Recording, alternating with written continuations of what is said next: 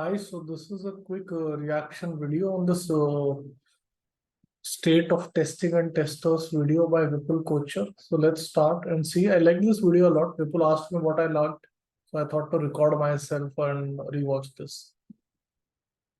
Last years, I have,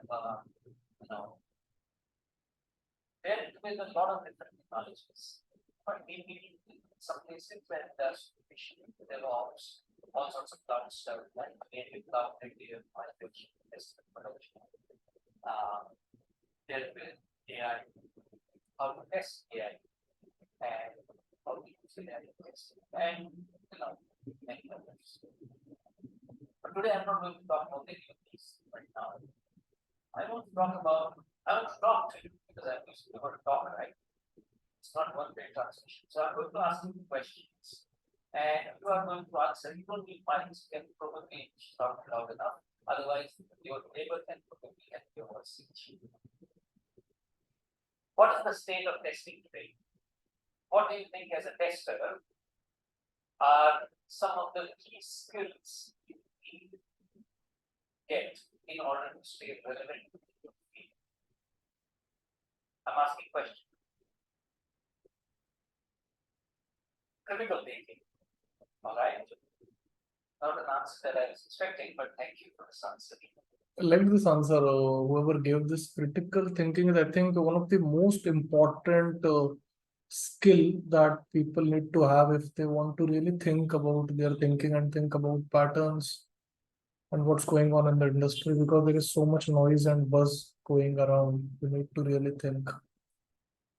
What else? Automation. What else? Learning strategy. Ability to cope up with changes. Adaptability. Awareness of what? What are the technologies that are currently gaining traction in the market? Is that what you mean? All right, thank you. YouTubers will give you that. Now. All right, anything else? Keep learning.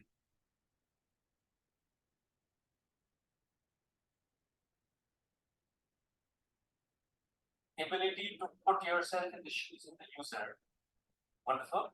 Anything else? Common sense. Again, never thought that we said here, but thank you. So, who says that these are the skills that are required? Do you have any data to prove what you're saying? You are going to possibly tread on a path based on your beliefs, correct? So if somebody says, like our friend here, critical thinking, so then you would say, okay, critical thinking is a skill that I need. I need to gain that skill. And if I already have that skill, then I need to probably sharpen my edge a little more, and so on. But let's say critical thinking skills are not required anymore. A year or 2 or 5 from now, you have that data, you have that understanding. How do you navigate your career? That's a question that I'm asking you. On the basis of answers you've given me, right? But what is the basis? How do you know that what you're saying is correct? So I have not, I tried to be not engaged in online debates, but there are a lot of online experts, so-called experts in testing. Some of them are really experts, some of them think themselves as experts, some of them only write. They don't do testing. Some of them do testing and write also. I like this differentiation that Vipul did on different kind of experts in the market, like theoretical expert or some who just claim to be an expert, some who don't even practice testing, some who are just tutorial trainers and claim to be testing teachers. So I mean, there is always a difference between what one does. Probably somebody is just into tutorial business, or somebody is into core testing business, somebody is into just copy pasting somebody else's post to gain likes. So it's important to be watchful of these many peoples. The following debates discussions, some of these people you will recognize just by my description that I gave. But what they say, if you take that as the gospel, as the word from God, and you base your career and you learning on that, you have to ask first a question. What they are saying, is that correct or incorrect? And on what basis you say that? Because as a published expert, everybody has their own way of thinking, their pet peeves, and what they think where technology and testing jobs are going. So when I look at, should I look inside where I'm working and see what initiative the management is taking about skill of testers? That would also be one of the ways to look at it. So you tell me where your company is putting their sharing money, skilling money. What is it that your testers, you, other people are getting trained on? Tell me. Nobody gets trained on anything. I need to talk to HRs of your companies. You're not putting a good picture of the company here. Has anybody heard the word SNET? Some people say SNET is out, some people say SNET is in. I'm not yet able to figure it. SDET is, I think, in my understanding, the most abused word from where it started with Microsoft and what people take it today, and in what perception it came into the picture. And today, I think it's more of a virtue signaling that, okay, I know coding and I'm a better tester. I think people use this term to signify that. Around what SNET is, forget about in and out. But a lot of companies use the word SNET very loosely, right? And they want their testers to be trained. Some companies use the word QE instead of QA now. So QA to QE transformation, for example. Now, what is it that they want their testers to do? I'm not very clear about that. Then there are developers who have hijacked testing. Do you agree? Yeah, I mean, interesting point. I think not everybody talks about it, but the industry is filled with developers now. The testing industry is filled with developers who want to hijack testing with a development activity or development mindset. But testing is more of a very social process. It requires deep test craftsmanship skills, testing skills, core testing skills, fundamentals. And I think that's where a lot of developers miss out on, because their only focus is on, like, I can do some checking, automate, and run CI/CD and span it and so on, which is all fine. But I mean, essentially, you have to design good test, and you have to plan a good test strategy, and a lot of things to be able to do that. And then also, I mean, checking is checking. I mean, there are fundamentals limitation to checking. So interesting point. I think good point raised by Vipul. How have they been able to hijack it? That's a question I wanted to ask. Because of our issues. So Yes. DevOps, right? There is testing in DevOps. Somebody said from there automation, right? So automate the bugs out of the product. Is that possible? But there are big CEOs, CTOs, and I'm sorry for ruffling their feathers, offending them. But as a tester, that is my nickname, right? Serial offender. They are always offending me. So they say you don't need manual testers anymore. Have you heard this statement?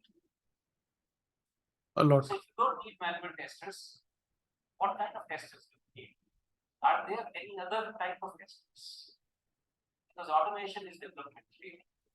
And this is the fundamental truth. I think this is the best part. I think more people should talk about it. Automation is equal to development. There is no doubt in that. Automation script writing is equal to programming and craftfully writing code, development code, which you will run and which will perform some actions, and it has to be crafted with its own delicate effort. But testing is testing, man. I mean, you cannot automate chaos, or you cannot automate anything and expect bugs to go out. That's not possible. It's like just putting injections, random injections, and expecting that I will get well. and that cannot happen. I mean, you need a healthcare routine. You need to understand health. You need to understand healthcare, medicine, your body, and a lot of things. And I think uh, that's something that I think all these CTOs or people, I mean, who say testing is dead, testers are dead, miss out on. And that's an interesting point that Vipul talks here. I mean, very, very briefly. And I love this point. Nothing test there. The test case that you are automating is the testing, isn't it? And that comes from a tester. Am I correct in saying that? So when you say automation, who is going to do that critical thinking about testing that needs to be done? Has any CEO, CTO, VP technology answered that question? Will automation find the bugs? So, just a couple of months ago or a few months ago, nobody had an answer to that. But still, because the whole world is moving towards, more code, and this whole testing pyramid. I don't know why they call it the triangle as a pyramid. That's another thing that developers say. Fancy words. Always they are depicting a triangle. And this says only minimal amount of UI testing and so on. I'm asking a question. Do you have data to prove that more unit and integration tests should lead to less UI tests, or is it just fanciful thinking that somebody has done and published a paper? And developers know nothing about testing. They need a developer's paper on testing, and suddenly everybody goes gaga on that. And everybody's quoting, and the CEO, the CTO. And this is so true. I think nobody talks about it, but yes, for example, BDD and came from the dev world, and now testers have abused it like anything. And that's my feeling on what I see. Maybe some testers are doing it well, but we have a bad habit of understanding testing from people who really don't understand it, and that's another important point that Vipul mentioned here. Putting those triangles or pyramids in their test strategy and how they are going to build their company for the next millennium. Right? There is a said to share. There is a song from a Pakistani band, Sayoni. I don't know how many of you have heard that. There's a line there which says that khabar ek pal ki nahi. So it says that no, you don't really know about the next moment, but you're planning for centuries. So, but then something else happened. ChatGPT happened. And suddenly, all these smart people have now said, okay, now for sure we don't need testers, because we will have some guy, maybe we'll call the editor, and we'll do ChatGPT, and this person will ask some question. But now the easiest thing would be to read the requirement, say write test cases, write test cases. Of course, ChatGPT can write code, we'll say convert these test cases into code, you don't need testers. Then forget that first we'll ask ChatGPT to write code itself, so for the person. Come on, yeah, this is the fundamental truth. I think testing is immortal, and the reason is that like a lot of people have claimed it to be dead 20 years back, 30 years back, 10 years back. Now today, like ChatGPT has come, testing will be dead. Testing is immortal. Come on, I mean, and testing was never a coding problem to be solved. I think people who understand this knows that testing is going to stay, and people who are thinking of testing as a coding problem, a problem of programming, I think for them, I think more shocks and realizations are yet to come. Testers might still be required because somebody is thinking, right? But thinking is unfortunately it has not been I'm not a fan of the word manual, but I understand what Vipul is saying. But yeah, I mean, thinking is thinking, testing is testing. So this is a question that I want to seriously ponder. What direction is testing taking? And are we heading towards catastrophes where, based on our correct or false beliefs, whatever they are, I have no study to prove or disprove that more unit testing should be less UI testing at the top. I have no study for this. But what I am asking you is, think, is it going to lead to catastrophes because there were no human eyes looking at software? That is one question we should ask, because if we learn from catastrophes and go back to the 90s, where developers were doing all the testing and there was no separate testing team, and slowly independent testing happened, and people were not very convinced about getting into testing, and then the whole TCOE thing happened and so on, and it's plateau, and now all is going down. At some point of time, it will have to go up again.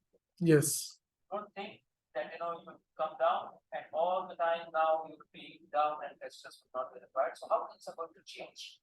What impact? What the way you are doing things today? What impact is it going to have on This cycle is going to repeat. I think that's an important point that Vipul mentioned here. software in general? And what catastrophes can it be? And what should we do? Given that all the decision makers think about it seriously. I have a website, takingtestingback.com. I have had it since last 6 or 7 years, not done anything on that. But hopefully in a year from now, I would be doing something. Yes, please, you have a question? All right. So with that, I will leave the stage for Rahul. Just request you to think more where we are going and why did we let the developers hijack this? Why did we not write code? Why were we afraid of code? As a tester, we did not be afraid of code. Code is your friend. Yes. And that is where we actually gave all the rates. First, and we have taken the vaccine. We have taken now second grade citizens once again. Yes. On that situation. On that dark, you need more. So yeah,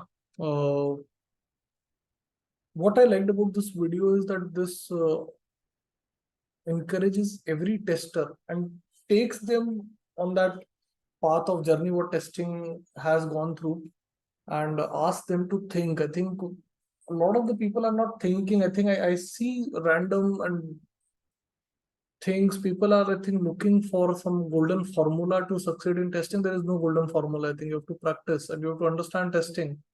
And programming is one skill, coding is one skill. But then testing is much more than coding. It's not a coding problem. It never was and it never will be. I think with new tools like GPT and others coming in, people should understand this. And I guess more damage to testing has been done by testers only, or by people who sell testing only, or sold it in a totally wrong sense, and who feel that any cycle or model will absolutely remove testers or will kill testers or will kill testing. I think testing is here to stay, and the good craft of testing, and I mean craft skilled people will be required more and more to do testing, is what I feel, and is a hidden message that I get from this talk. So that's all. Thank you, Vipul, for this wonderful video.